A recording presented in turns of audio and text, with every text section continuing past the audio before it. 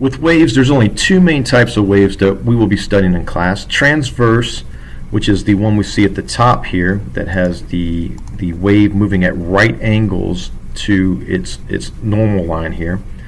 And then we have sound waves, or longitudinal waves, down here at the bottom. And the way they move, of course, transverse waves, they move at right angles to this normal rest position. If I had a rope that was laying on the table, pretend this is a table, and I didn't put any energy into the rope, it would just lay there, and that would be its normal rest position.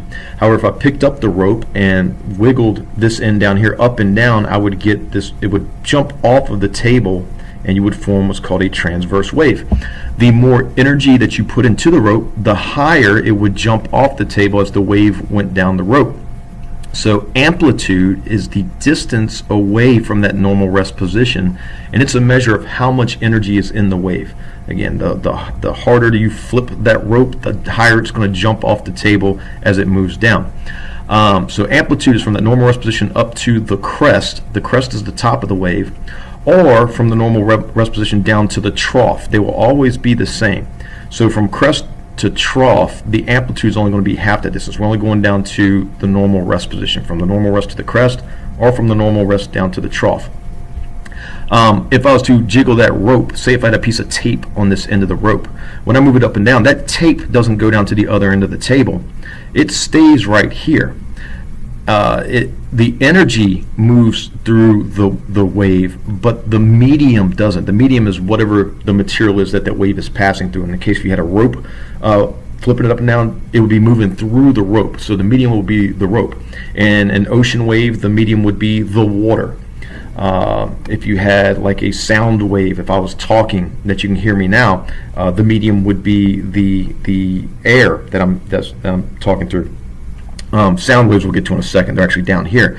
But this will be a transverse wave that moves at right angles. The wavelength is the distance from the one point on a wave to the same exact point on the next wave. So from crest to the next crest is the wavelength. It's the same distance from the trough to the next trough, or from this where it's starting to go up right here on the normal rest position to where it's starting to go up here. We'll call this the beginning point to the beginning point. They're all the same length, and that's going to be a measure of wavelength. Down here at the bottom we have our longitudinal, or a representation of our sound wave. Sound waves are compressional waves, or longitudinal waves, where instead of the medium moving side to side at 90-degree angles to that normal rest position, it actually moves along, like this is a slinky, and when you compress one in, it compresses the slinky, and that compression moves down the wave, so it moves along the medium, and they call that a longitudinal wave.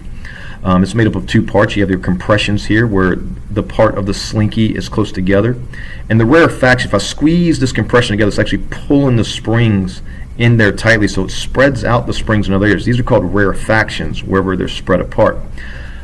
Similar to transverse waves, the greater the compression is, the more energy you're putting into it, the tighter these compressions will be.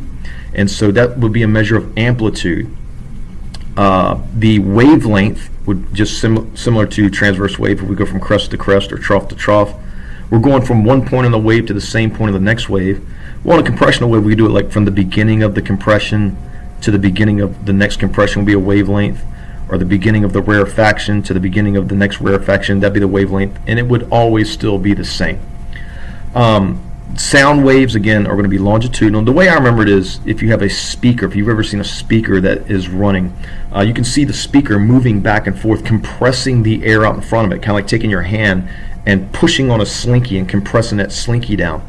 So that's how I remember that the compressional waves or longitudinal waves, they're compressing the air, and that would be an example of a sound wave.